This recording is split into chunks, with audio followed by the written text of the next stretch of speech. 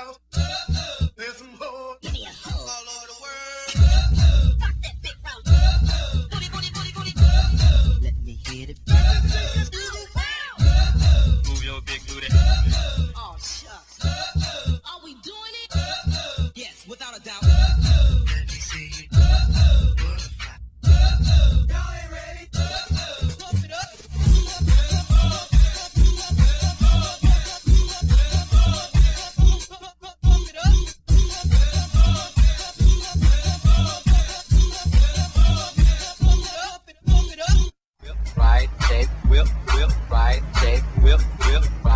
Ghetto style is like, it's sort of like house music, but it's like more in a raw of what we see every day. Just a basic, just beat and a few vocals, you know, nothing really, a lot of production, you know what I'm saying? Just simple.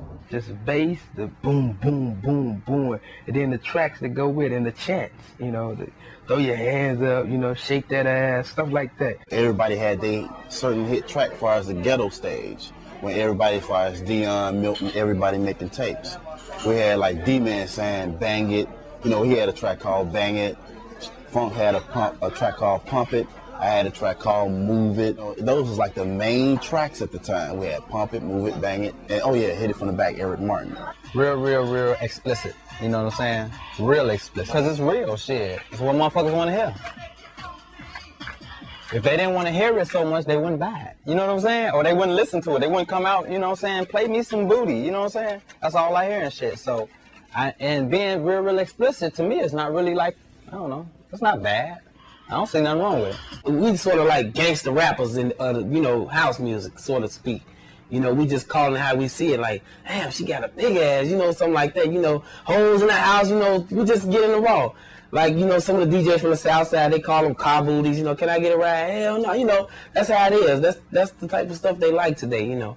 It ain't nothing but tracks with nasty lyrics, though, so no big thing. It just took somebody, you know, to come and do it. Somebody had to do it. I hate when people, like, down it and be like, why you gotta curse and disrespect the women? What about these movies out here? That's a visual. You see guys smacking women and, you know, we just speaking on it. My grandmother is like, I should make a lot of the music without all the profanity in it for the little kids. But shit, it's hard as hell. I heard I beat that bitch with a bat. I'm like, damn, that is so, oh, that is vulgar. So vulgar and Right. abusive. Right. If you would say, hit that woman with a bat, it don't sound good. Hit that lady with a bat, you know what I'm saying? It's like, you can't hit no lady, you can hit a bitch, because a bitch ain't right. Let's go to some more. Let's go to some more. What? Let's go to some more. What? Let's go to some more. What? Let's go to some more. Bye bye bye, ski ski ski. Bye bye bye, ski ski ski. Bye bye bye, ski ski ski. Bye bye bye, ski ski ski. Well, that's where you get the tape from. Who is that? Who doing that voice? It's like, oh, this guy named Dave, he spit at the tapes, man. You know, he cool with all that. I was like, man, he sound cold. Won't you give me his number or something like that? You know, man, because, man, he got the voice. Man, he just got the voice. I was like, yeah, man, man, I heard some tapes that you did for some strippers and stuff like that. And I need for you to do a few things for me. You need to work together on some stuff like that. It's like, oh, yeah? Or I was like, as a matter of fact, I'm working on a tape.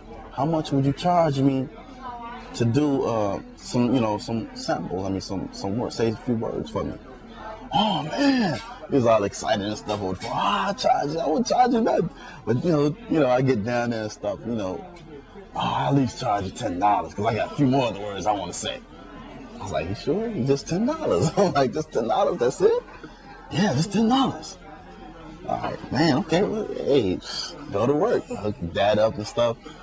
It's like, oh man, check this out. I made this up a couple of weeks ago. Let me just say, do this shit, do it. I was like, yeah, just keep it going. What else you got? Pump that shit up. Let me hear you say. You know, she's just still going like, yeah, give me that. I want everything you got. I'm like, still going. I'm like, give me that. He's like, all right. And dude was just like he coming out of his pocket with, okay, I got this. A whole bunch of stuff. I'm like, man, I'm glad I was there with this guy. Just started $10, huh? At first it was like a lot of tracks with no samples because, you know, I didn't even have a sample at first. But then when I got my sampler, then I started doing a lot of phrases now I'm doing like hooks, phrases, and like the whole thing. I might just do the samples one day and I'll come back another day and add the music or a track with it. I called Funk because Funk was staying upstairs from me at the time. I was like, man, I need for you to, you know, say these few little words for me, like pump on the floor and, you know, some other little things I need for you to say. I was like, man, why don't you say it yourself? I was like, no, man, you got the voice. I need for you to do it. I want you to do it, man. It'll sound better if you do it. It was like, oh, man, I'll be down there, man. So he came on down and he hooked it up for me. It's like, pump on the floor. I was like, no, that's not it. He was saying all kinds of crazy ways. It's like, pump on the floor. I was like, no, man, that's not it. What is you doing, man? I don't even know how stuff is gonna sound until it get finished. So when I do a tape and my tape get finished, I be like, damn, that should sound good. You know what I'm saying? But I don't. I gotta find my dookie booty. She got a big old dookie booty. I gotta find my dookie booty. Well, actually used to work, he used to do security, right? And he was doing the tapes and stuff too on the side. And I used to laugh at him all the time, like, that ain't no money. This is where the money at. The first tape that he ever did that sold a lot was To the World Blow Up, which he only got $300 off of. And me and Funk was cracking on him like, man, $300 for a master tape? Yeah, that's good, man. I could do a lot with $300. I was like, me and Funk just looked at each other and started laughing. I was like, well, you'll find out. It's not so much the money, but I do want to get paid for what I do because I love this. You know, back in the day, I really wasn't thinking about no money then. But you know, if somebody want to look to benefit off me, I want to benefit from myself too. You know, don't knock me before I get there. When I get there on top, then talk to me about it. But right now, I'm trying to get to where I'm just like everybody else. I'm trying to get to where I need to be. Dion was like the first one bringing out a lot of records back to back, and me and Funk used to be like, man, he bringing out too many records. What's wrong with this guy, man? And you know, later on down the line, Funk was like, man, I think I'm gonna bring out some more records because he getting too much props and he getting too many licensing deals. So Funk started bringing out records back to back.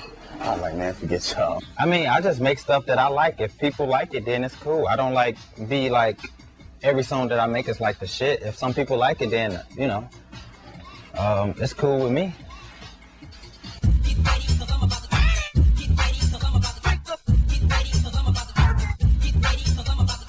At first I was doing it for the girls, but shit, I was like, if I can't make no money in doing this shit, I was like, fuck this shit.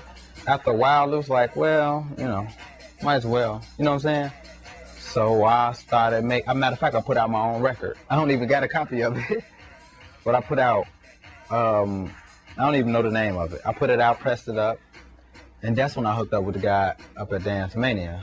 You know, DJ Funk was the first one to actually do a record called Ghetto Tracks. He's the first guy, and it kind of came, you know, he was actually doing that kind of music, but he is the first one to call the tracks Ghetto Tracks.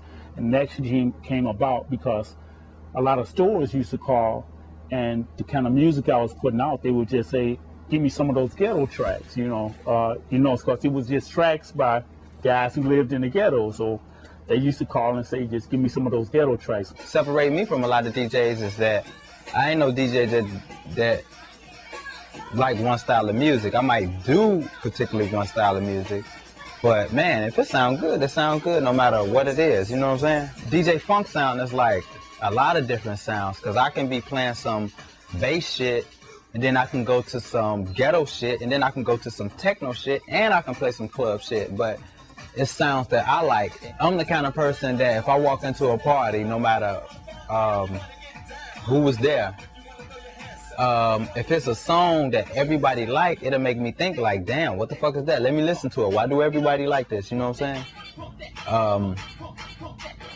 I don't know. It just keeps me from being so close, man. I learned that when I was younger. You know, to give everything a chance. If you don't like it when you first hear it, so what? You know what I'm saying? Just listen to it.